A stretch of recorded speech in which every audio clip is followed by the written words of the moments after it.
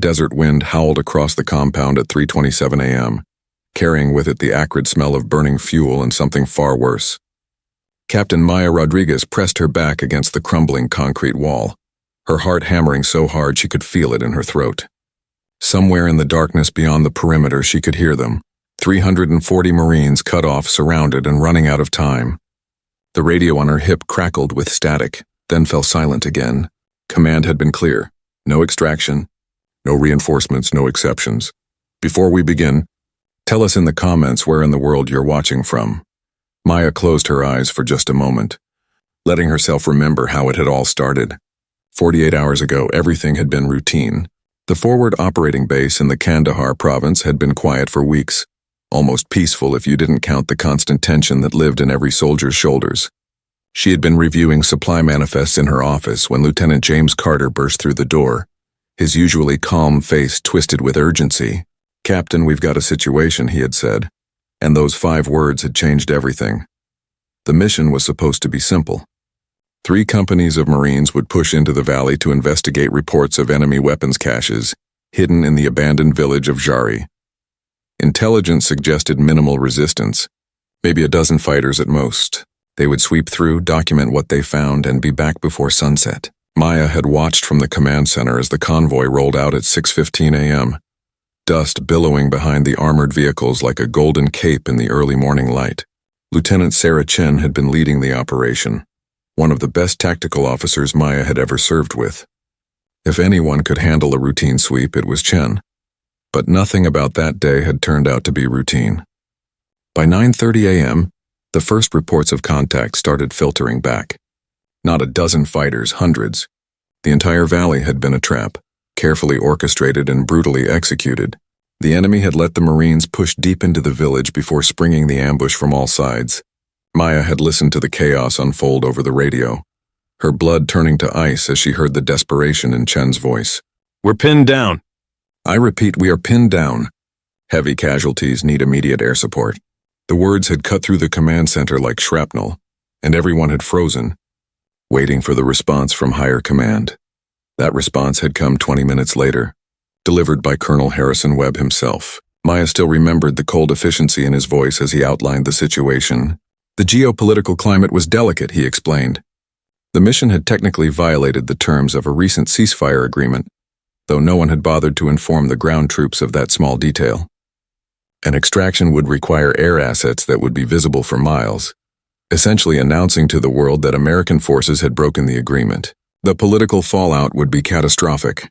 "We need to let this play out quietly," Webb had said, as if he were discussing a chess game instead of the lives of 340 human beings. "No extraction." "That's a direct order, Captain Rodriguez." Maya had stared at the radio in disbelief, certain she must have misheard. "Sir, with all due respect, we have 340 Marines in that valley. They're counting on us." The colonel's response had been swift and final. "And I have the entire United States military to think about, Captain." "Stand down. Let the tactical situation resolve itself. Webb out." The line had gone dead, leaving Maya standing in the command center with a dozen pairs of eyes watching her, waiting to see what she would do. Lieutenant Carter had stepped closer, his voice barely a whisper. "Captain, we can't just leave them there." The hours that followed had been the longest of Maya's life. She had listened to the radio chatter from the valley, hearing the fear and exhaustion creeping into the voices of Marines who had started the day joking about what they would have for dinner. By 2 p.m., Chen was reporting ammunition running critically low. By 4 p.m., they had lost contact with one entire platoon. By 6 p.m., as the sun began to set over the mountains, the first requests for medical evacuation started coming in. "We've got guys bleeding out here," one voice had pleaded, young and breaking. "Please, we need help." Maya had tried calling Webb back 3 times, but he refused to take her calls. His aide simply repeated the same message. "Stand down, that's an order." Night had fallen, and the temperature in the desert plummeted. Maya had sent most of her staff to get rest, knowing they would need their strength for whatever came next, but she couldn't bring herself to leave the command center. She sat alone in the dim glow of the radio equipment, listening to the scattered transmissions from the valley. The enemy had the high ground and night vision equipment, turning the darkness into their greatest weapon. Every few minutes she would hear gunfire through the radio, followed by shouting, then terrible silence. At 10:45 p.m., Lieutenant Chen's voice came through, barely recognizable. To anyone listening, this is Lieutenant Sarah Chen. We've taken heavy casualties. Water's gone, medical supplies exhausted. If someone doesn't come for us soon, I don't know how many of us will see morning. There was a pause filled with the sound of distant explosions. Tell our families we fought hard. Chen out. Something inside Maya had broken in that moment. She thought about her own family, about the little sister who looked up to her, about the father who had served in Vietnam and taught her that the uniform meant something. It meant you never left your people behind, no matter what some colonel sitting in an air-conditioned office said. She thought about every Marine in that valley, about their families who would wake up to news that their loved ones had been abandoned, sacrificed on the altar of political convenience. The rage that filled her was cold and clarifying, burning away every doubt. Maya had stood up, her decision made. She walked through the quiet base, her boots crunching on gravel, until she reached the barracks where her reserve pilots were sleeping. She pounded on the door until Captain Jack Morrison answered, hair sticking up in all directions, confusion written across his face. Maya, what's going on? She had looked him straight in the eye and said something she never thought she would say. Jack, I need you to help me disobey a direct order. To his credit, Morrison hadn't even hesitated. What do we need to do? Within an hour, Maya had assembled a team of volunteers. Morrison and his co-pilot, Lieutenant Danny Reeves, would fly the Chinook helicopter. Sergeant First Class Maria Santos would handle the door guns. Corporal Timothy Walsh would serve as crew chief. Staff Sergeant David Kim would handle communications. Every single one of them knew what they were risking. Disobeying orders in a combat zone was court-martial territory, career ending at minimum, prison time at worst. But when Maya had explained the situation, laid out exactly what they would be doing and why, not one person had backed down. Santos had actually smiled, a fierce expression that held no humor. About damn time someone did the right thing, Captain. They had loaded the Chinook in darkness, moving quickly and quietly. Maya knew they had maybe a 2-hour window before someone noticed what was happening. The base wasn't on high alert, and most personnel were asleep. But it only took one person seeing them take off to trigger an alarm that would bring everything crashing down. As they loaded extra ammunition and medical supplies onto the helicopter, Carter appeared out of the shadows. Maya had expected him to try to stop her, to remind her of the consequences, but instead he had simply handed her a tactical map with coordinates marked in red. This is where Chen's last transmission originated from. And Captain, give them hell. The Chinook's engines roared to life at 1:33 a.m., shattering the quiet night. Maya strapped herself into the co-pilot seat next to Morrison, her hands steady despite the adrenaline coursing through her veins. Through her headset, she could hear Reeves running through the pre-flight checklist, his voice calm and professional. The helicopter lifted off, tilting forward as it gained speed, and Maya watched the base fall away beneath them. There was no going back now. Somewhere behind them, alarms would be going off, officers scrambling to figure out what was happening. Colonel Webb would be furious. But 340 Marines were still alive in that valley, and Maya was going to bring them home. The flight toward the valley took 27 minutes, every second stretching like hours. The landscape below was invisible in the darkness, just vast emptiness occasionally broken by the distant lights of villages. Morrison kept the Chinook low, using the terrain to mask their approach, the helicopter shuddering as it carved through the thin air. Maya radioed ahead, broadcasting on the frequency Chen had been using. Viper 6, this is Guardian Angel. We are inbound to your position. Pop smoke when you hear us coming. For a long moment there was only static. Then Chen's voice hoarse and disbelieving. Guardian Angel, say again? Did you just say you're inbound? Maya felt tears prick at the corners of her eyes but kept her voice steady. That's affirmative, Viper 6, we're coming to get you. All of you. The explosion of hope and disbelief that erupted over the radio was almost overwhelming.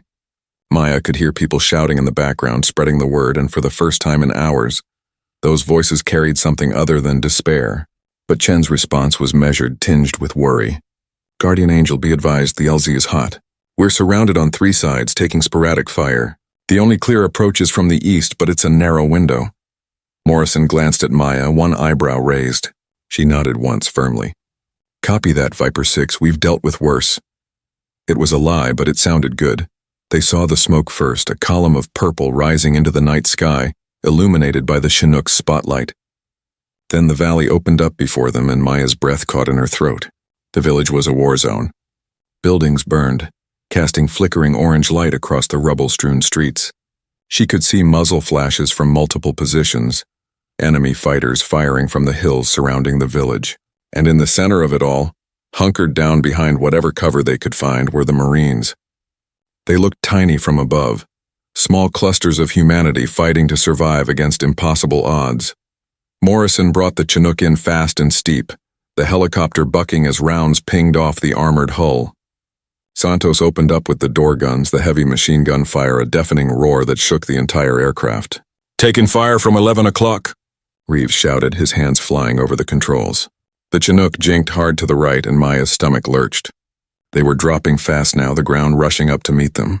Morrison was aiming for a flat area just big enough for the helicopter, a former marketplace now littered with debris. "This is going to be tight," he muttered, more to himself than anyone else. The Chinook touched down hard, the landing gear shrieking in protest. Before the wheels had fully settled, Marines were running toward them from all directions. Maya could see Chen leading a group, supporting a wounded soldier between two others. The ramp was down and Walsh was already pulling people aboard, shouting directions over the chaos. "Move, move, move! Get your wounded on first." The scene was controlled chaos, dozens of exhausted, bloodied Marines rushing toward salvation. Maya unstrapped and moved to the cargo bay, helping pull people inside. The faces that flashed past her were young, terrified, grateful, each one a story of survival she knew she would never forget. A young private stumbled as he reached the ramp, his leg clearly broken. Maya caught him, looping his arm over her shoulder. "I got you, Marine. You're going home." His eyes met hers and she saw tears cutting tracks through the dirt on his face. "I didn't think anyone was coming," he whispered. "I thought they forgot about us." Maya helped him onto the helicopter, her jaw tight. "Never. We never forget." It was what she wished she could tell all of them, what she wished were always true. The loading seemed to take forever, though Walsh later told her it had been less than 4 minutes. Every second, the enemy fire was intensifying. Santos was rotating between the door guns, laying down suppressing fire wherever she saw muzzle flashes. Kim was on the radio, coordinating with Chen to make sure they weren't leaving anyone behind. The cargo bay was filling up, Marines packed in tight, many of them wounded, all of them exhausted beyond measure. Maya did a quick count and felt her heart sink. They had maybe 200 aboard, but they were already at capacity. There were still 140 Marines out there. Chen appeared at the ramp, her face a mask of soot and blood. "Captain Rodriguez? What the hell are you doing here?" Maya grabbed her arm, pulling her aboard. "Someone had to come get you." "How many more do we have?" Chen's expression went grim. "About 140. They're scattered across 2 positions. We can't all fit on one bird." It wasn't a question, just a statement of terrible fact. The Chinook was designed to carry 55 troops maximum, and they already had nearly twice that many packed into the cargo bay. Morrison's voice came through Maya's headset, urgent. "Captain, we need to go now. We're taking heavy fire, and we're way overweight." Maya looked at the Marines in the cargo bay, then back at Chen, then out at the darkness where more than 100 soldiers were still waiting, hoping, praying. The decision she had to make was impossible. Take off now with the ones they had or stay and risk losing everyone. Her mind raced through the calculations. The Chinook was overloaded, which meant it would burn fuel faster, handle sluggishly, and be more vulnerable to enemy fire. But if they left now, those remaining Marines would have no hope. The enemy would close in, and by dawn there would be nothing left but bodies and ghosts. "Morrison," Maya said, her voice cutting through the chaos. "Can we make 2 trips?" There was a pause, then Morrison's reply, measured and honest. "Maybe. We'd need to refuel and we'd be coming back in full daylight. Every hostile in the valley would see us coming. It's possible, but Captain, I'm not going to lie to you, the odds aren't good." Maya closed her eyes, thinking about the faces she had seen. The private with the broken leg, the young Marines who had been certain they were going to die in this forgotten valley. Then she thought about the ones still out there waiting in the dark. "We make 2 trips, Maya said firmly. "Chen, you're coming with us. I need you to guide us back to the 2nd position. Everyone else, hold tight. Santos, Kim, keep those guns hot. Morrison, get us in the air." The Chinook's engines screamed as Morrison pulled collective, the helicopter straining under the weight. For a terrible moment, Maya thought they weren't going to make it, that the overloaded aircraft would simply refuse to lift. Then inch by agonizing inch, they rose into the air. The Chinook wallowed like a drunken whale, Morrison fighting the controls to keep them stable. "Come on, baby," he muttered. "Don't quit on me now." They had barely cleared the buildings when something slammed into the tail section with a metallic shriek. The Chinook yawed hard to the left, and Maya grabbed hold of a support strap to keep from being thrown across the cargo bay. "We're hit," Reeves shouted. "Tail rotor damage, losing hydraulics." Morrison's response was a string of curses as he wrestled with the controls, trying to keep them airborne. The helicopter was vibrating so badly Maya could feel her teeth rattling. Around her, the Marines were silent, their eyes wide, many of them gripping weapons they couldn't use, helpless as the pilots fought to save them all. "Can we make it back to base?" Maya asked, already knowing the answer. Morrison's reply confirmed her fears. "Negative. We're losing altitude fast. I can maybe get us 5 miles out, set us down in the desert. But Captain, we're not going to be able to make a second trip. This bird is done." Maya felt the weight of that reality settle over her like a physical thing. She had saved 200 Marines but condemned 140 others to death. She had defied orders, stolen a helicopter, and flown into a combat zone, and it still wasn't enough. It would never be enough. The Chinook limped through the sky, losing altitude steadily. Maya could see the fear on the faces around her, but also something else. Gratitude, relief, the simple joy of being alive. These Marines were going home. Their families would get to hold them again. But what about the others? What about the ones they were leaving behind? Chen appeared at Maya's side, her face grim. "Captain, I need to tell you something. The second group is in worse shape than we were. They've got more wounded, less ammunition. Without air support, they won't last until dawn." The words hit Maya like a physical blow, but she forced herself to meet Chen's eyes. I know, and I'm sorry." Morrison managed to set the Chinook down in a relatively flat stretch of desert at 3:27 a.m., the same time Maya had been pressed against that wall, listening to the distant sounds of battle. The landing was rough, the damaged tail section scraping against the ground, but they were down.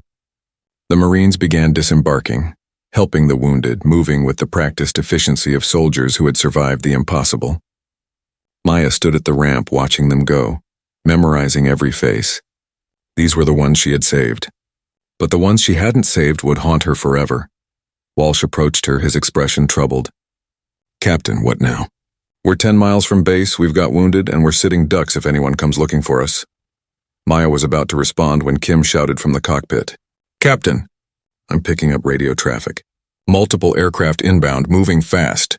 For a moment, Maya's heart sank, certain that Webb had sent fighters to stop her, to ensure she faced the consequences of her disobedience.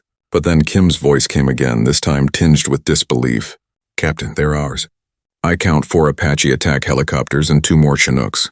Someone's launching a full extraction operation." Maya scrambled into the cockpit, grabbing the radio. "Guardian Angel to inbound aircraft, identify yourself."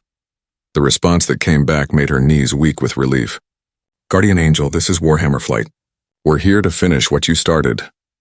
The voice was familiar, and it took Maya a moment to place it. Colonel Patricia Vance, commander of the Aviation Battalion. Vance was a legend. A pilot who had flown combat missions in 3 different wars and had a reputation for not giving a damn about politics when her people were in danger. "Colonel Vance? I don't understand." Webb gave a direct order. Vance's laugh was sharp and humorless. "Webb isn't in command anymore, Captain. Turns out a few of us old-timers still remember what the uniform means. We heard what you did, and we decided if you were willing to risk everything to save those Marines, the least we could do was back you up. We're heading to the secondary position now. Apaches will provide air cover, Chinooks will pull them out. Consider this a full-scale rescue operation, and this time it's sanctioned." Maya felt tears streaming down her face, but she didn't care. "Colonel, those Marines are counting on you. Don't let them down." Vance's response was firm and sure. "Never. Vance out." The sun was just beginning to peek over the mountains when the last Chinook touched down at the base. Maya had watched from the command center as the operation unfolded, listening to the radio chatter as Vance's team swept into the valley like avenging angels. The Apaches had lit up the hillsides with rockets and chain gun fire, driving the enemy back. The Chinooks had landed in the chaos, loading the remaining Marines in under 6 minutes. There had been casualties, Wounds that would take months to heal, but every single Marine had made it out alive. All 340 of them. Maya stood on the tarmac as the helicopters landed, watching exhausted soldiers disembark, many of them barely able to walk. Medical teams rushed forward with stretchers, but Maya's eyes were searching for one person in particular. Then she saw her, Lieutenant Sarah Chen, supporting a wounded corporal, her uniform torn and bloodied but her head held high. Their eyes met across the tarmac, and Chen gave Maya a single nod, a gesture of respect and gratitude that needed no words. The celebration was short-lived. Military police arrived within the hour, escorting Maya to the commander's office. Colonel Webb was there, his face purple with rage, alongside a general Maya didn't recognize. "Captain Rodriguez," Webb began, his voice shaking with fury. "You have committed one of the most egregious violations of military discipline I have ever witnessed. You stole military equipment, disobeyed direct orders, endangered lives, and created an international incident. I will see you court-martialed for this. I will see you dishonorably discharged. I will—" The general held up a hand, cutting Webb off mid-rant. "That's enough, Colonel." The general turned to Maya, his expression unreadable. "Captain Rodriguez, I'm General Mark Sullivan. I arrived here about an hour ago after receiving some very interesting reports about tonight's activities." He paused, letting the weight of his words settle over the room. "I've spoken with the pilots who flew with you, with the Marines you rescued, and with Colonel Vance. I've reviewed the tactical situation, the initial orders, and the outcomes." Maya stood at attention, bracing herself for what was coming. She had saved 340 lives, but she had also destroyed her career. It was a trade she would make again in a heartbeat. General Sullivan walked to the window, looking out at the base where exhausted Marines were being reunited with their comrades, where families would soon receive calls telling them their loved ones were coming home. "Captain, what you did tonight was insubordinate, reckless, and completely outside the chain of command." He turned back to face her, and Maya was surprised to see something that might have been admiration in his eyes. "It was also the bravest thing I've seen in 30 years of military service. Those Marines are alive because you refused to accept that orders mattered more than lives. You risked everything, not for glory or recognition, but because it was the right thing to do." Webb made a strangled sound of protest, but Sullivan ignored him. "Colonel Webb, your orders were a disgrace to the uniform and to every value this military is supposed to represent. You were willing to sacrifice 340 American lives for political convenience. As of this moment, you are relieved of command pending an investigation into your conduct. You're dismissed." Webb's face went from purple to white, his mouth opening and closing like a fish. "You can't— this is—" Sullivan's voice went hard as steel. "I said you're dismissed, Colonel. Get out of my sight." After Webb had been escorted from the room, Sullivan turned back to Maya. "Captain Rodriguez, I'm not going to lie to you. This situation is complicated.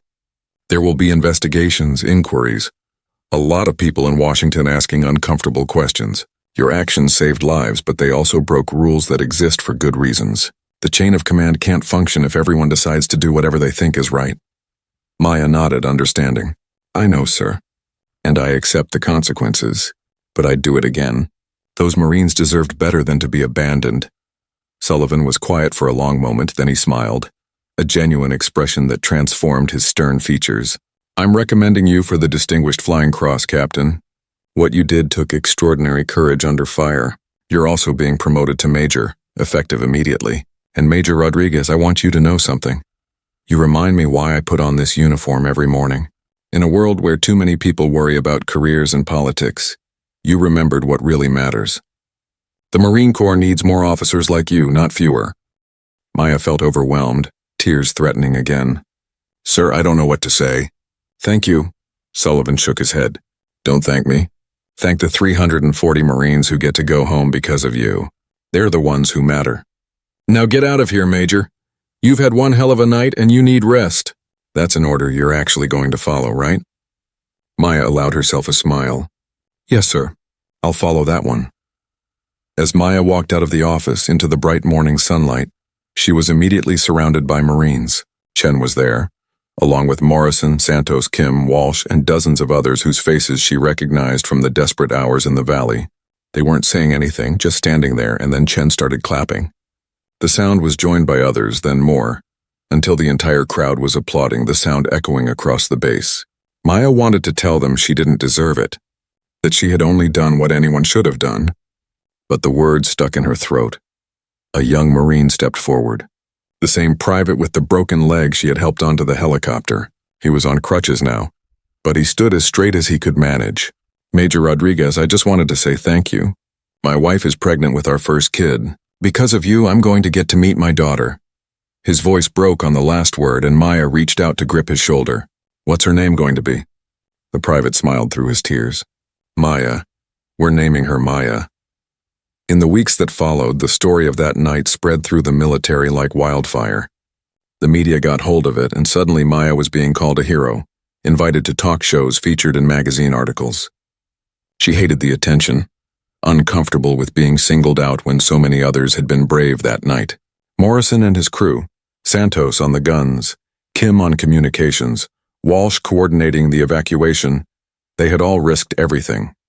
And Vance, the colonel who had defied her own superiors to lead the second rescue mission, deserved just as much recognition. But the military has a way of finding its symbols, and Maya had become one whether she liked it or not. She represented something that people needed to believe in, the idea that courage and compassion could still trump politics and bureaucracy, that the bonds between soldiers mattered more than the orders of distant commanders. Letters poured in from families of the rescued Marines, each one a testament to the lives that had been saved, the children who would grow up with parents, the spouses who hadn't become widows, the parents who hadn't lost their children. There were consequences, of course. The investigations were thorough and uncomfortable, forcing Maya to relive every decision, justify every action. Some officers testified that what she had done set a dangerous precedent, that it undermined discipline and could lead to chaos. But for every voice of criticism, there were 10 more speaking in her defense. The 340 Marines she had saved became a powerful symbol, their presence an undeniable argument that some rules were worth breaking. 6 months later, Maya stood in the Rose Garden at the White House, feeling absurdly out of place in her dress uniform as the President of the United States prepared to award her the Medal of Honor. The ceremony was full of politicians and generals, reporters and cameras, but Maya's eyes were on the crowd of Marines standing in formation, men and women whose lives had intersected with hers on that desperate night in the valley. Chen was there, now fully recovered and commanding her own company. Morrison had been promoted to major and was training the next generation of combat pilots. Santos, Kim, and Walsh stood together, their faces proud. The president was speaking, his words about courage and sacrifice washing over Maya without quite registering. She was thinking about a different moment, standing in a command center at 3:27 in the morning, listening to Marines die while officers far from the fighting made calculations about acceptable losses. She was thinking about the decision she had made, the line she had crossed, and how she would make the same choice again without hesitation. Because at the end of the day, the uniform didn't matter, the rank didn't matter, even the medal didn't matter. What mattered were the people, the ones who put their lives on the line every day, trusting that someone had their back. As the president placed the medal around her neck, Maya heard applause, but also something else. The distinctive sound of hundreds of Marines cheering, the kind of raw, unbridled expression of respect and affection that can't be faked or forced. She looked out at those faces, young and old, scarred and whole, and she knew that this moment wasn't about her. It was about every soldier who had ever been left behind, every promise broken by bureaucracy and politics, every life deemed expendable by people who never had to look into the eyes of the condemned. After the ceremony, Maya found a quiet moment with Chen. They stood together, watching the sun set over the Capitol, neither speaking for a long while. Finally, Chen broke the silence. "Do you ever regret it? Knowing what it cost you, what you had to go through?" Maya considered the question seriously. The investigations had been brutal, the scrutiny invasive, the criticism harsh. Some in the military still viewed her as a troublemaker, someone who couldn't be trusted to follow orders. Her career path had been forever altered by that one night of disobedience. "No," Maya said finally, and she meant it completely. "I don't regret it for a second. Because 340 families got to keep their loved ones. 340 Marines got to come home. That's worth any price." Chen nodded, a smile playing at the corners of her mouth. "I was hoping you'd say that." Because there's something I need to tell you. Do you remember that private you helped onto the helicopter? The one with the broken leg? Maya felt her heart constrict, a sudden fear that something had happened to him. Of course. He said he was naming his daughter Maya. Chen's smile widened. She was born 3 months ago. He sent me a photo. She pulled out her phone, showing Maya a picture of a tiny infant with dark eyes and a shock of black hair, wrapped in a pink blanket. That's hope, Major. That's what you fought for that night. Not just survival, but futures. Birthdays and graduations, first days of school and wedding days. You gave that back to 340 families. Maya stared at the photo, feeling the weight of it, the beautiful, impossible burden of other people's futures resting on decisions made in desperate moments. 2 years after that night in the valley, Maya received a letter that changed everything again. It was from a staff sergeant named Marcus Thompson, one of the Marines who had been in the second group, the ones left behind when her Chinook had been damaged. His letter was simple and direct, the kind of honest communication she had always appreciated. He wrote about what it had felt like to watch the first helicopter leave, knowing they were being left behind.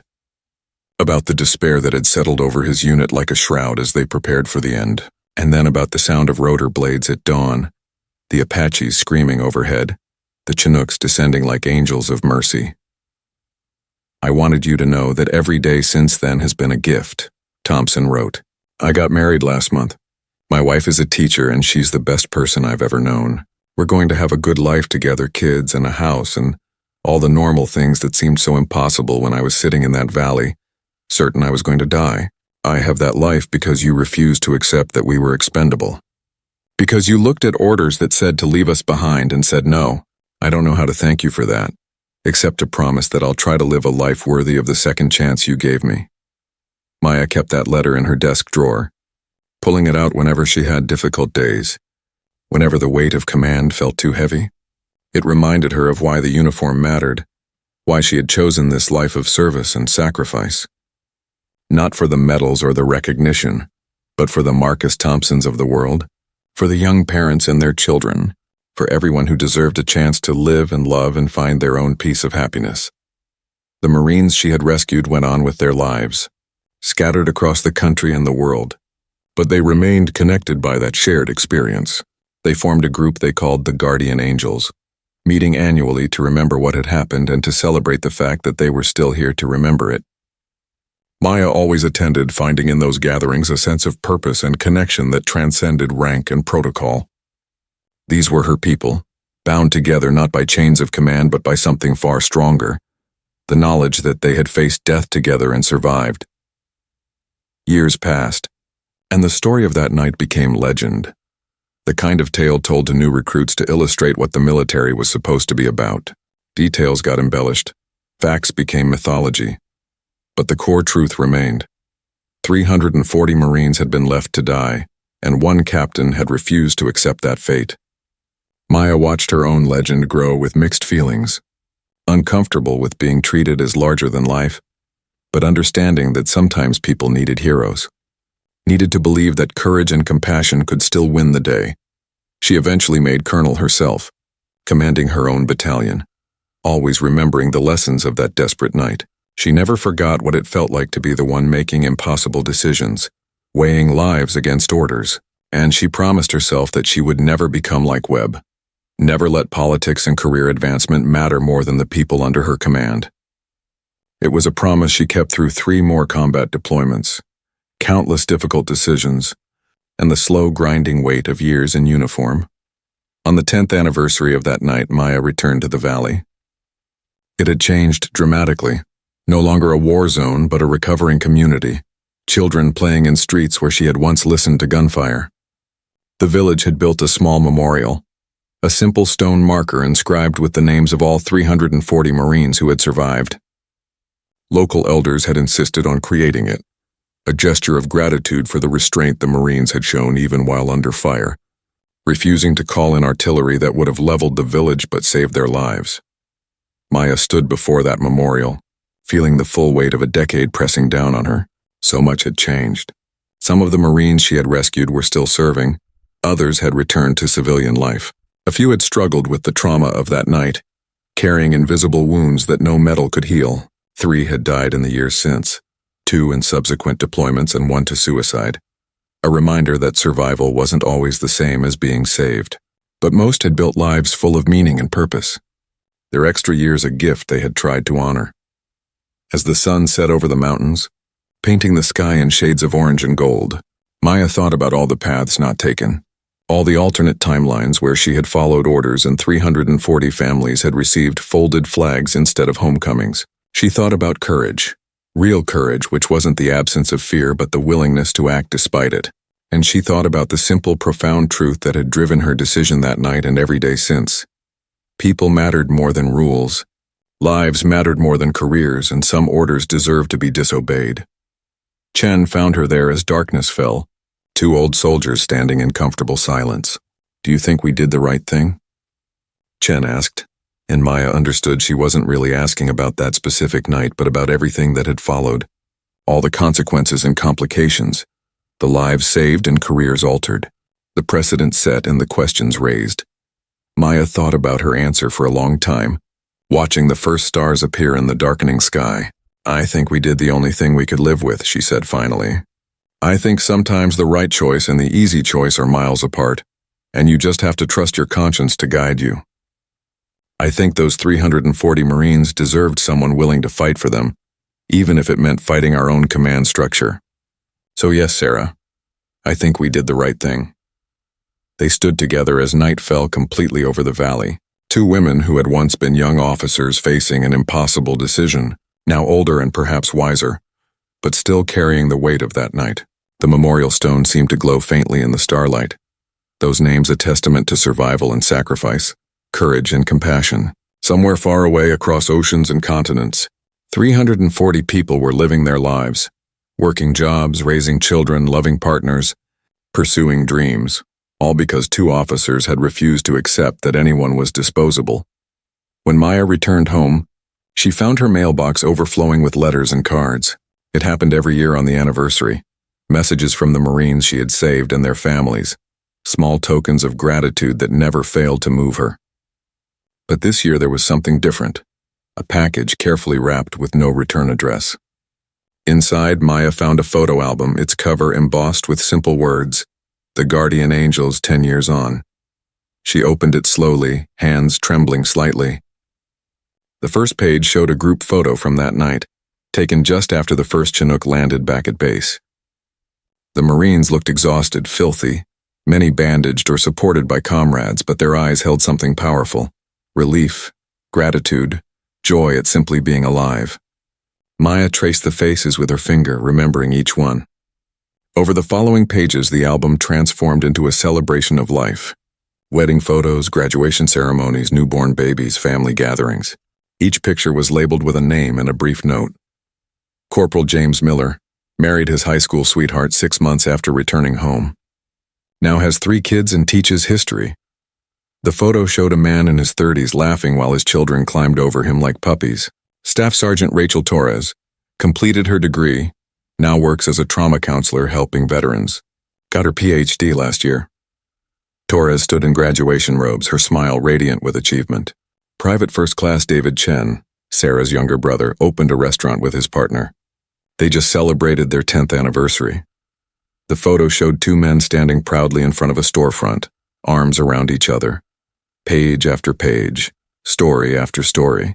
Lives lived fully, dreams pursued, families built. Some images were bittersweet. A Marine in a wheelchair competing in a marathon, determination written across his face. Another showing a ceremony at Arlington, honoring one of the 3 who hadn't made it. But even in the sadness, there was dignity and meaning. Lives that had mattered because someone had fought for them to continue.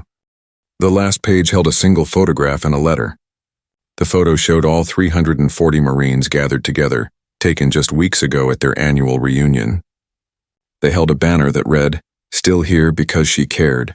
The letter was signed by every one of them, 340 signatures crowding the page in a beautiful chaos of handwriting. "Dear Colonel Rodriguez," it began, and Maya smiled at the formal address even as tears blurred her vision. 10 years ago, you taught us something we'll never forget. You taught us that we matter, that our lives have value, that someone in this vast military machine actually gives a damn about the people in uniform. You risked everything for us, your career, your freedom, your future, and you did it without hesitation. We've spent the last decade trying to live up to that gift, trying to make our continued existence worthy of your sacrifice. We wanted you to see what your courage has created.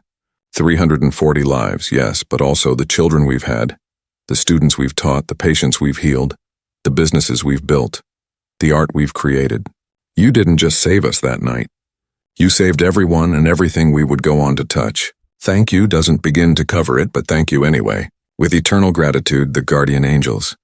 Maya sat in her living room, that album in her lap, and let herself cry. They were good tears, the kind that come from being overwhelmed by the beauty of human resilience, by the ripple effects of a single decision made in darkness and desperation.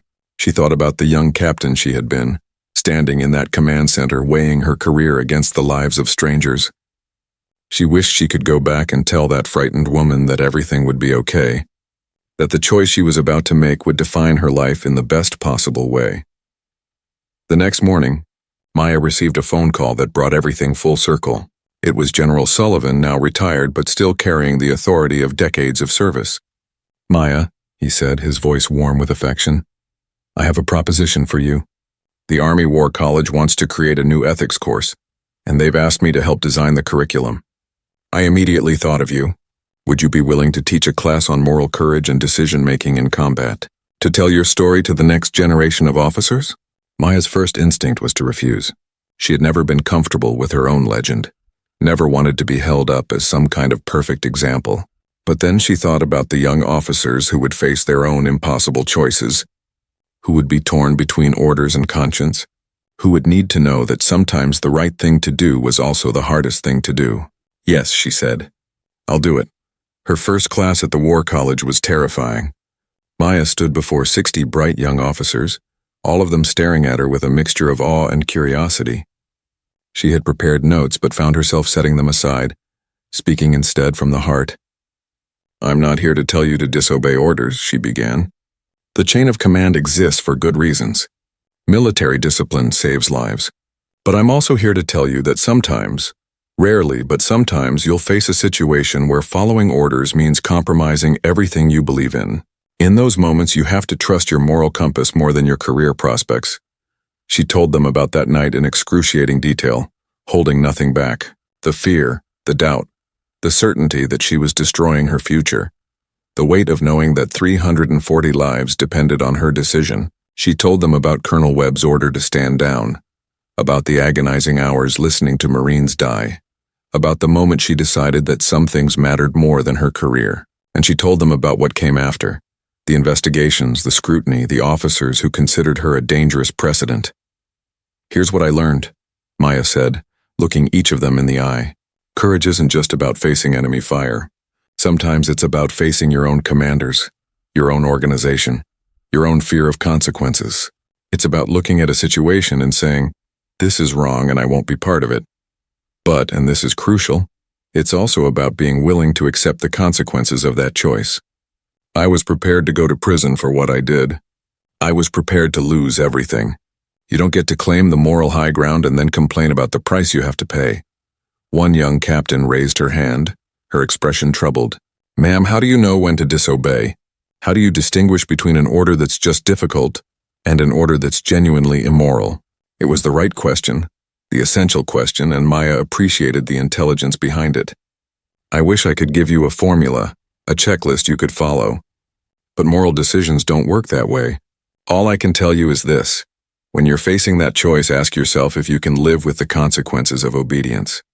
If the answer is no, if following that order would fundamentally violate who you are as a person and as an officer, then you have your answer. But also ask yourself if you're willing to accept the consequences of disobedience, because they will be severe." Over the following semesters, Maya refined her teaching, bringing in other perspectives. She invited Colonel Vance to speak about supporting subordinates who made difficult moral choices. She brought in General Sullivan to discuss how senior leaders could create environments where moral courage was valued, rather than punished. She even, in a moment of remarkable grace, invited Colonel Webb to present the opposing view, the importance of discipline and the dangers of moral relativism in military operations. Webb had aged badly, the investigation into his actions having ended his career in disgrace. But he spoke honestly about his mistakes and the lessons he had learned. The class became one of the most sought-after courses at the War College, not because it provided easy answers, but because it grappled with the hard questions that would define these officers' careers. Maya challenged them with scenario after scenario, each one designed to expose the gap between theory and practice, between the clean ethics discussed in classrooms and the messy reality of combat decisions. Some scenarios had clear answers. Others were deliberately ambiguous, forcing the students to confront their own values and priorities. 5 years into teaching, Maya received word that one of her former students, now a captain deployed overseas, had faced his own crisis of conscience. He had been ordered to conduct a raid on a suspected enemy compound, but intelligence suggested the building was actually a school full of children. The captain had delayed the mission, requesting additional reconnaissance despite orders to proceed immediately. He had been right. The building was indeed a school, and the delay had prevented a massacre that would have been an international catastrophe. The captain was now facing disciplinary action for disobeying orders, and he had cited Maya's teachings in his defense. Maya testified at his hearing, speaking passionately about the moral courage required to question orders when civilian lives hung in the balance. The panel was skeptical at first, several officers arguing that the captain's actions set a dangerous precedent. But Maya pushed back hard. The real dangerous precedent is teaching our officers that following orders matters more than making moral decisions. We want our military leaders to think, to question, to weigh consequences. We want them to be more than automatons blindly following instructions. This captain saw a potential atrocity and stopped it. That's not insubordination, that's leadership. The captain was ultimately cleared of charges and quietly commended for his judgment. But the case sparked a broader conversation within the military about moral decision-making, about how to balance discipline with conscience, about creating space for officers to question orders without undermining authority. Maya found herself at the center of these discussions, her perspective sought by senior leaders trying to navigate this complex terrain. She always returned to the same fundamental principle: people matter more than process, lives matter more than protocol. As Maya approached retirement age, she reflected on the strange arc her career had taken.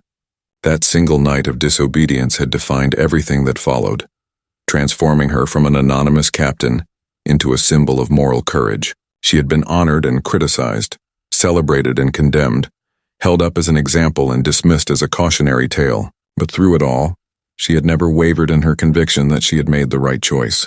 340 lives saved, 340 futures preserved. That was her legacy, and she wore it proudly. Her retirement ceremony was held on a warm spring day, the parade ground packed with active duty personnel, veterans, and family members. The 340 Marines were there, many now in their 50s with gray hair and grandchildren, but their eyes still held the memory of that desperate night when someone had refused to abandon them. They stood at attention as Maya received her final honors, tears streaming unashamedly down weathered faces. When it came time for Maya to speak, she looked out at the sea of faces and felt the weight of all those years, all those choices, all those lives intersecting with hers. "I've been called a hero," she began, her voice carrying across the silent crowd. "But I want you to understand something. I'm not a hero. I'm just someone who refused to accept that following bad orders was more important than saving lives. The real heroes are the Marines who survived that night and built beautiful lives with their second chance. The real heroes are the officers who supported me when it would have been easier to condemn me. The real heroes are the people who believed that courage and compassion still had a place in military service." She paused, looking specifically at the section where the guardian angels stood. "To the 340, you changed my life as much as I changed yours. You taught me that individual actions matter, that one person's choice can create ripples that spread far beyond what they ever imagined. You taught me that the bonds between soldiers are sacred, worth protecting at any cost. And you taught me that sometimes the most important orders are the ones we give ourselves, the commands of conscience that no superior officer can override." As the ceremony concluded and Maya prepared to walk away from her military career, the guardian angels began to sing. It started with just a few voices, then spread through the crowd, hundreds of people joining in a rendition of the Marine Corps hymn. But they changed the words, personalizing them. From the halls of forgotten valleys, to the conscience of one brave soul, We will fight for each other's future and never leave a Marine behind. The improvised lyrics were clumsy and sentimental, but they captured something essential, the belief that loyalty to each other mattered more than anything else. Maya walked through the crowd afterward, shaking hands, accepting hugs, listening to stories of lives lived fully because of that one night. Marcus Thompson was there with his teacher wife and their 2 children. The private she had helped onto the helicopter brought his daughter Maya, now 10 years old and full of fierce energy. Sarah Chen, now a colonel herself, stood with her brother David, the 2 of them representing the possibility of redemption and second chances. Each person was a testament to the power of refusing to accept the unacceptable. In the months after retirement, Maya struggled with the transition to civilian life. The structure and purpose of military service had defined her for so long that its absence left her feeling unmoored. She tried various activities, consulting work, writing her memoirs, speaking at conferences, but nothing quite filled the void. She missed the sense of mission, the feeling that what she did mattered in concrete, measurable ways. She missed being part of something larger than herself. Then 6 months into retirement, she received a letter from a Marine spouse whose husband was struggling with PTSD after multiple deployments. The letter was desperate, asking for advice, for hope, for anything that might help. Maya wrote back immediately, sharing her own experiences with the trauma of that night, the nightmares that had taken years to fade, the guilt that still occasionally surfaced. She offered practical suggestions and emotional support, the kind of honest communication that came from lived experience. More letters followed, then phone calls, then in-person meetings. Maya found herself becoming an informal counselor and advocate for veterans and their families, using her profile and connections to help people navigate the bureaucracy of the VA system, to find mental health resources, to simply feel heard and valued. It wasn't official, wasn't organized, but it gave her life purpose again. She was still fighting for her Marines, just in a different way. The work expanded organically. Maya helped establish a nonprofit organization dedicated to supporting veterans in crisis, particularly those struggling with moral injury, the psychological damage that comes from participating in or witnessing events that violate one's deeply held beliefs. She understood moral injury intimately, had seen it in the eyes of Marines who had been forced to make impossible choices in combat. The organization provided counseling, peer support groups, and advocacy, creating a community where veterans could heal together. 10 years after her retirement, on the 20th anniversary of that night in the Valley, Maya organized a special reunion. All 340 Marines were invited, along with their families, spouses, children, even grandchildren. The event was held at a retreat center in the mountains, far from the heat and chaos of their shared trauma. Over 3 days they shared stories, tears, and laughter, remembering what had been and celebrating what had become. On the final evening, they gathered around a massive bonfire as the sun set over the peaks. Maya stood before them, now in her 60s, her hair silver but her spirit still fierce. 20 years ago, we all faced death together, she said. We stood in that valley, certain our time had run out, abandoned by the people who were supposed to protect us. But we survived. More than that, we thrived. We built lives worth living, families worth cherishing, futures worth celebrating, and we did it together, bound by that shared experience of darkness and redemption. She looked around the circle at faces young and old, at the children who had been born because their parents survived, at the grandchildren who represented generations that would never know how close they came to never existing. This is what we fought for, Maya continued. Not glory, not medals, not recognition. We fought for this, for ordinary moments of extraordinary beauty, for the simple joy of being alive and together. We fought for the right to grow old, to love deeply, to make mistakes and learn from them, to matter in the small, profound ways that make up a life. Sarah Chen stood up, her voice strong and clear. I want everyone here to understand something. What Colonel Rodriguez did that night wasn't just about saving our lives. It was about affirming our worth, about declaring that we mattered more than politics or careers or orders. In a world that can make soldiers feel expendable, she reminded us that every life has infinite value. That's a lesson I've carried with me every day since, and it's one I've tried to pass on to everyone I've commanded. Others spoke up, sharing their own reflections. The private whose daughter was named Maya, now a grown woman herself, spoke about growing up knowing she existed because of an act of courage. Marcus Thompson talked about the responsibility he felt to live well, to honor the gift he'd been given. A Marine who had struggled with PTSD for years spoke honestly about the darkness he'd navigated and how the Guardian Angels community had helped him find light again. Each voice added another layer to the story, transforming it from a simple tale of rescue into something far more complex and meaningful. As the fire burned down to embers and stars filled the sky above, Maya felt a deep sense of peace settle over her. This was what it had all been for. Not the medals or the recognition, not the classes she had taught or the veterans she had counseled, but this moment, right here. 340 people and their families gathered together 20 years after a night that should have ended in tragedy, celebrating life and connection and the enduring power of refusing to abandon each other. The next morning, as people prepared to depart and return to their scattered lives, Maya found herself approached by a young woman she didn't recognize. The woman was maybe 25, with dark eyes that held both nervousness and determination. "Colonel Rodriguez? I'm Emma Walsh, Timothy Walsh's daughter. My father was your crew chief that night."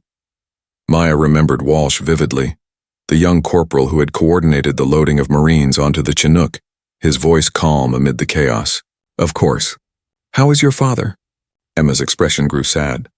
"He passed away 2 years ago. Cancer. But before he died, he asked me to promise him something. He made me swear that I would join the military and carry forward the lessons he learned from you. So I enlisted, and I'm shipping out to officer candidate school next month. I wanted to meet you before I go, to understand what kind of officer I should try to become." Maya was deeply moved, feeling the weight of generational responsibility. "Your father was an extraordinary Marine. He stayed calm under fire, took care of his people, never hesitated when difficult decisions needed to be made. Those are the qualities you should emulate. But Emma, I want you to understand something. Being a good officer isn't about blind obedience or perfect discipline. It's about caring for your people more than you care about your career. It's about having the courage to do what's right even when it's hard, even when it costs you. Can you promise me that?" Emma's eyes shone with unshed tears. "I promise, ma'am. My father used to tell me about that night all the time. He said it was the moment he understood what leadership really meant. He said you taught him that taking care of people was more important than following rules. I want to be that kind of officer." Maya pulled the young woman into a hug, this stranger who carried her father's legacy and her own future, and felt the continuation of something important, something that would outlive them all. As the years continued to pass, the story of that night remained alive, passed down through military culture like a sacred text. New recruits heard about the captain who had defied orders to save her Marines. Officer candidates studied the ethical dilemmas involved, debating whether disobedience was justified, when rules should be broken, how to balance competing moral obligations. The story evolved with each telling, sometimes becoming more heroic, sometimes more cautionary, but always resonating with something fundamental about what it meant to serve. Maya lived to see Emma Walsh graduate from officer candidate school and begin her own career, carrying forward the lessons her father had learned. She lived to see the nonprofit organization she had founded expand to serve thousands of veterans and their families. She lived to see the Guardian Angels gather for their 30th reunion, now including not just the original 340, but their children and grandchildren, a community bound by shared history and enduring gratitude.